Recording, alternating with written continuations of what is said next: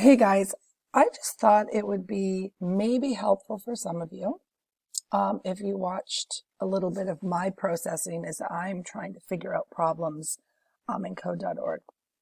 So I thought I'd do a little bit of programming kind of on the fly with you so you can kind of see where I go. I don't know if I'm going to finish this whole particular lesson 7, bubble 10, but I thought maybe if you just watched me work it out and talk to myself. I spend a lot of time talking to myself.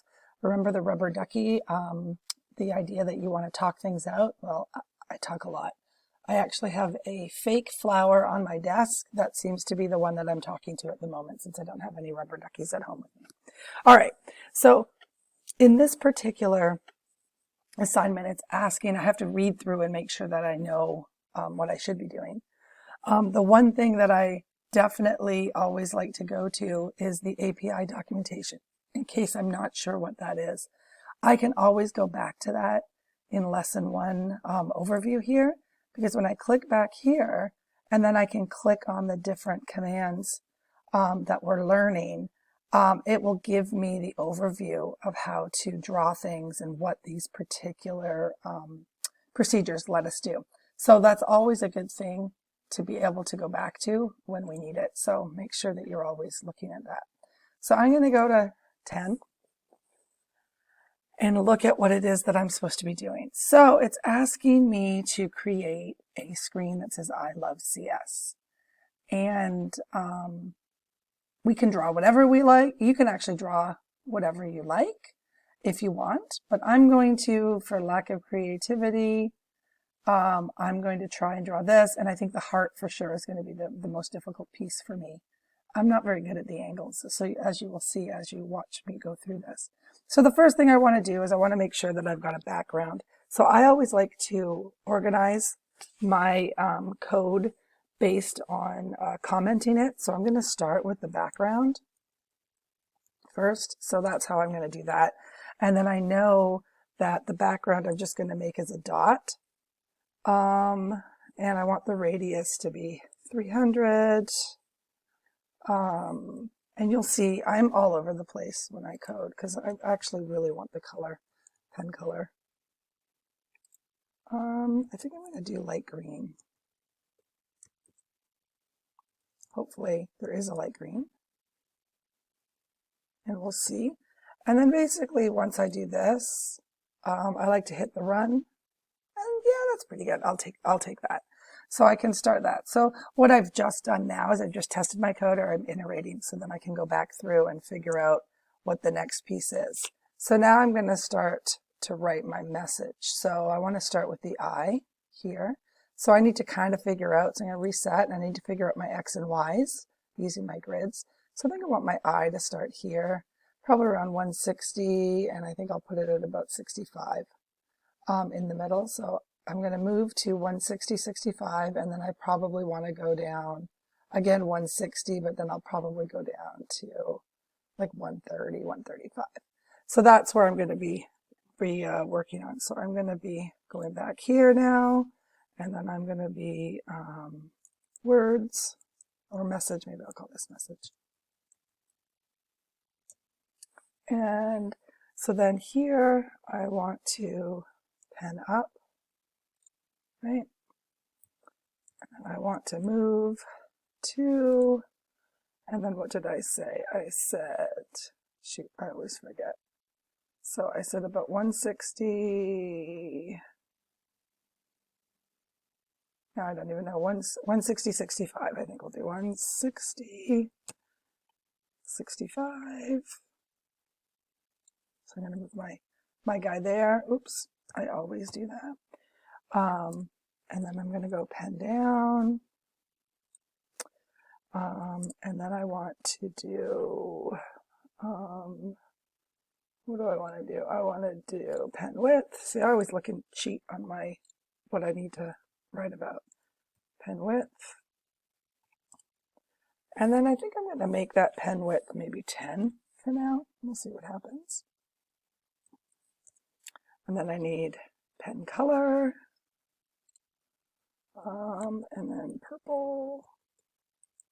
And I swear, like I know I'm taping myself, But this is exactly how I code. I code out loud. I talk to myself. I'm in the middle of the kitchen, literally talking to myself. So I've got my pen up, pen down, pen width, pen color. So I just like to run it to make sure it's going to where I want it to go. So if I run it, I get green, and then I'm up here. So now I have to go down. So the one thing I have to look at is look at the location of my turtle. So if I want to move, I need to turn myself around and go down. I probably would have been better just going straight up, which I actually think I might do instead. So I might start it so that I can move forward. So I just move that. So these are the things that run through my head. That's too high. See? Oops. So I don't want to go 35. Maybe I'll do 95. I forgot that the Y goes up as it goes down. A little bit lower. And this is really how I code. So I'm just showing you kind of my thought process. I know this is probably not the most exciting, but maybe it helps some of you as you're trying to walk through this. So this is where I am. I'm going to continue working on this, but I didn't want to make this too long as you hear me mumbling around. But this is literally what I do. I do a little bit, I test it, I talk to myself, I walk through it, I test it again, and then I try it somewhere else until I get it to where I want to start. So fast forwarding a little bit, I have already started to create my eye, and I'm now working on my heart. So I thought I'd show you because this is a bit tricky. So what I've got so far, let me show you what I've got. So I've got my background, and then I've got the first arc of my heart. So now I need to somehow get my turtle to point this way so that I can go down and then point it around and up. So the one thing that I know I have to do now is I've got my angle good. So that's great. I got the first little hump of my heart.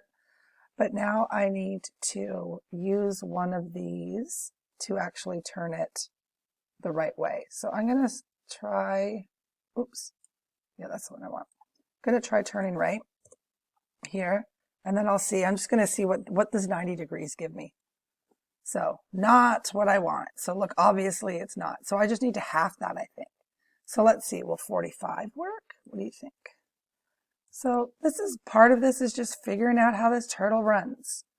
So maybe, but that would be a really steep angle. So I think I need to make it a little bit less. So maybe I'll do 35, and then we'll see what happens.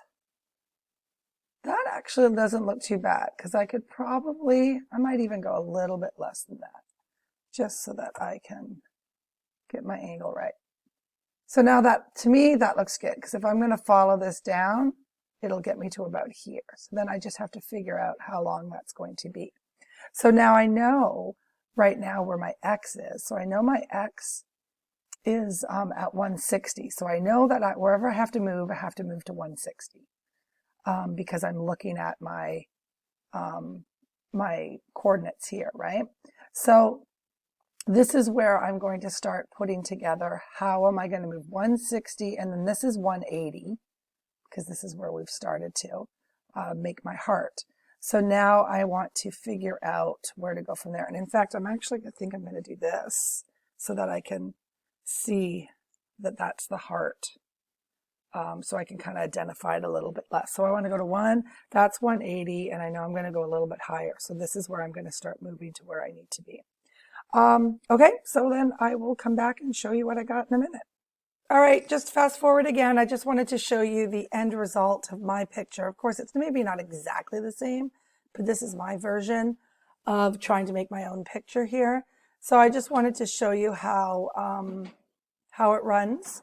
And I'll move it a little bit slower, but multiple iterations, multiple trials and errors. And you know what? Your picture could be a little bit different. They don't all have to be the same way to be run this way. So that's the beauty of computer science. So this is what I ended up with. So hopefully this helps some of you. Problem solving, if you think you're making lots of mistakes, that's good, because that's what I do the whole time through it. So, all right, that's me done.